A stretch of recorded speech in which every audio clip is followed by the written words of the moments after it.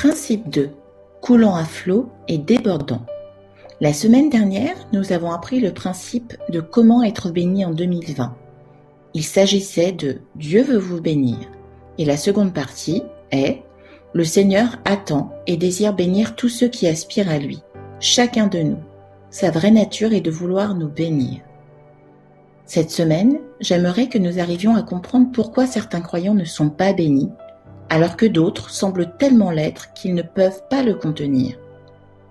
Cela signifie que ces personnes sont tellement bénies que les bénédictions coulent littéralement à flot et débordent, bénissant toutes les personnes qui les entourent.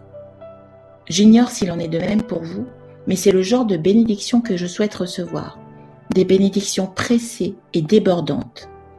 J'aimerais recevoir tellement de Dieu que je pourrais en donner en quantité à toutes les personnes autour de moi. Et vous ? Si Dieu veut véritablement nous bénir, pourquoi certains croyants souffrent ? Principe 2. Souffrance et tristesse nous aident à obtenir la maturité nécessaire pour apprécier la bénédiction. Nous aimerions croire que notre miracle nous arrivera aussi soudainement qu'un ticket gagnant de loterie. Nous souhaiterions être instantanément et glorieusement bénis, d'une bénédiction tellement puissante que nous n'en désirions plus aucune à venir. La vérité est que lorsqu'une bénédiction nous tombe dessus, nous sommes indéniablement et indubitablement non préparés à la recevoir. Au lieu d'être une réelle bénédiction, elle devient pour nous une malédiction. La manière dont Dieu choisit de nous octroyer ses grâces est au travers de sombres nuages. L'endurance, la douleur, la souffrance, l'effort et le chagrin sont les moyens par lesquels nous expérimentons et apprenons la maturité nécessaire pour garder et jouir de notre bénédiction. Nous avons eu l'occasion de regarder un documentaire dans lequel les gagnants de loterie étaient interviewés. Tous, surtout ceux qui avaient récemment gagné, trouvaient que l'argent avait en fait détruit leur vie. Eux qui pensaient que cet argent les rendait heureux, il leur avait été donné avant qu'ils ne soient prêts à en assumer la responsabilité. Ils n'avaient ni enduré, ni souffert pour cela. Ça leur est tombé dessus. Lorsque vous êtes au milieu de vos épreuves, telles que la crise de votre mariage, chaque jour, vous auriez envie que votre époux revienne à la maison immédiatement, ou qu'il soit miraculeusement transformé du jour au lendemain. C'est notre nature de ne pas vouloir attendre. Qui d'entre nous veut continuer à avoir mal ou à verser des larmes ? Toutefois, avons-nous oublié que c'est la souffrance qui nous a conduits ici ? Cette même souffrance ne nous a-t-elle pas conduite à lui ? Nos épreuves ne nous ont-elles pas jusqu'à présent complètement changés ? Et ce, de manière incroyable ? Aucune d'entre nous n'est la même personne qu'avant. Nous avons été complètement transformés. Ce qui compte pour nous maintenant n'est plus du tout ce qui comptait avant. Si vous êtes comme moi, vous regardez ce que vous étiez et vous grincez des dents. Pourtant, nous oublions rapidement que le Seigneur a dit que nous sommes changés de gloire en gloire. Lisons ce verset pour en comprendre plus. 2 Corinthiens 3, 18. Nous tous, qui, le visage découvert, contemplons comme dans un miroir la gloire du Seigneur, nous sommes transformés en la même image de gloire en gloire, comme par le Seigneur, l'Esprit. Lorsque vous êtes épuisé et vous vous demandez combien de temps durera ce voyage de restauration, arrêtez-vous quelques instants afin de regarder en arrière. Souvenez-vous de la manière dont ces mêmes épreuves vous ont changé. Aujourd'hui, alors que je travaillais sur quelques témoignages de mariages restaurés, j'ai été frappée par la précision avec laquelle certaines décrivent leur épreuve. Mais aucune n'aurait voulu changer ou manquer cela. Je ressens la même chose. Pour autant, quand j'ai commencé à écrire cette série, j'étais fatiguée de toutes les épreuves qui me frappaient et que je partageais avec vous. Je ne souhaitais que leur fin. Il semblait que j'avais oublié le chemin qui m'a permis d'en arriver là. Le jour où j'ai eu conscience de cela, je me suis fait couler un bon bain et j'ai ouvert Stream in the Desert Devotional. L'un de mes passages favoris est celui de janvier. Janvier 9. J'estime que les souffrances actuelles du temps présent ne sauraient être comparées à la gloire à venir qui sera révélé pour nous. Romains 8, 18. Pendant près d'1 an, j'ai regardé un cocon de papillon de nuit. Il avait la forme d'une bouteille. La chrysalide était très étrange dans sa construction. Le goulot de la bouteille avait une ouverture étroite à travers laquelle l'insecte mature se frayait un chemin. Par conséquent, le cocon abandonné était aussi parfait que celui encore habité, sans déchirure des fibres entrelacées. Le grand écart entre la taille de l'ouverture et la taille de l'insecte piégé faisait se demander comment le papillon a pu y demeurer. Bien sûr, c'est non sans difficulté et grâce à un travail acharné que cela s'accomplit. On pense que la pression à laquelle le corps du papillon est soumis lors du passage à travers une ouverture si étroite est un moyen naturel de pousser des fluides dans les aides car elles sont moins développées que chez les autres insectes au moment de l'extraction. J'ai pu assister au premier effort de mon papillon emprisonné pour échapper à son long confinement.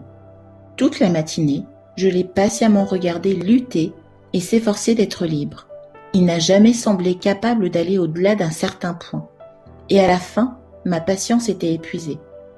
Les fibres du cocon étaient probablement sèches et moins élastiques, comme si le cocon avait été laissé tout l'hiver dans son habitat naturel, tel que la nature le voulait. De toute façon, je me pensais plus sage et plus compatissante que son créateur. Je me suis résolue à lui donner un coup de main avec la pointe de mes ciseaux pour couper les fils du cocon et ainsi faciliter sa sortie. Indéniablement, avec une étonnante facilité, mon papillon a rampé à l'extérieur, entraînant un énorme gros corps d'hirondelle et des petites ailes ratatinées. J'ai regardé en vain pour voir le merveilleux processus d'expansion pendant lesquels ses ailes se développeraient silencieusement et rapidement sous mes yeux. En examinant les taches délicatement belles et les différentes marques colorées qui s'y trouvaient en miniature, j'ai voulu les voir prendre leur taille finale. J'ai regardé mon papillon, l'un des plus beaux du genre, apparaître dans sa beauté parfaite, mais j'ai regardé en vain. Ma tendresse inappropriée s'était avérée sa ruine. Le papillon a subi une vie avortée, rampant douloureusement à travers sa brève existence au lieu de voler dans les airs aux côtés des arcs-en-ciel. Je pensais souvent aux conséquences de mes paroles, surtout quand je regardais les yeux larmoyants ceux qui souffraient intensément. J'ai toujours eu tendance à vouloir soulager rapidement et à vouloir leur apporter la délivrance. Comme j'étais aveugle, qui suis-je pour juger de si ces douleurs et gémissements ont besoin d'un soulagement? L'amour parfait et clairvoyant, et qui recherche la perfection de son objet, ne le retire pas faiblement de la souffrance momentanée. L'amour de notre Père est trop constant pour s'affaiblir. Parce qu'il aime ses enfants, il nous châtie, afin que nous puissions partager sa sainteté. Hébreux 12, 10. Avec ce but glorieux, en vue, il n'apaise pas nos larmes. Rendu parfait par la souffrance, comme l'était notre frère aîné, nous, enfants de Dieu, avons été châtiés pour nous rendre obéissants. Nous sommes portés à la gloire par les nombreuses tribulations que nous rencontrons. Je vous encourage à lire aussi cette histoire pour que vous compreniez mieux pourquoi le beau papillon n'a jamais pu utiliser ses jolies ailes colorées. Et ce, parce que le papillon en difficulté a été délivré de ses souffrances trop tôt. En la relisant, j'ai été de nouveau vraiment frappée par la façon dont l'homme, témoin de la lutte du papillon, coupe simplement une petite ouverture pour qu'il ne continue pas à lutter en sortant de son enclos étanche. C'est en lisant cette histoire que j'ai réalisé mon échec au milieu de toutes les épreuves de la semaine. J'avais échoué dans la rédaction du message de cette semaine. Mais en sortant de mon bain, au lieu d'être chagrinée, j'étais reconnaissante.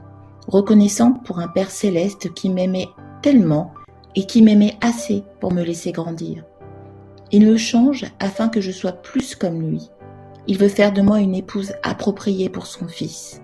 Ses voix ne sont pas mes voix et ses pensées ne sont pas mes pensées. Je suis heureuse de savoir qu'il n'en a pas encore fini avec moi. Merci Seigneur pour les tests. Encore une fois, je me réjouis. Reconnaissante et humble, je vois combien d'années il a fallu au Seigneur pour me transformer et m'aider à grandir. C'est pendant les derniers jours de mes épreuves que j'ai réalisé que je ne voulais pas en être délivré ou épargné, car c'est dans le feu que je peux vraiment sentir sa totale présence. Alors, le roi Nebuchadnezzar fut effrayé et se leva précipitamment. Il prit la parole et dit à ses conseillers: « N'avons-nous pas jeté au milieu du feu 3 hommes liés ?» Ils répondirent au roi: « Certainement, au roi. » Il reprit et dit: « Eh bien, je vois 4 hommes sans lien qui marchent au milieu du feu et qui n'ont point mal, et la figure du 4e ressemble à celle d'un fils des dieux. » Daniel 3, 34. Et vous, où en êtes-vous dans vos épreuves et comment les vivez ?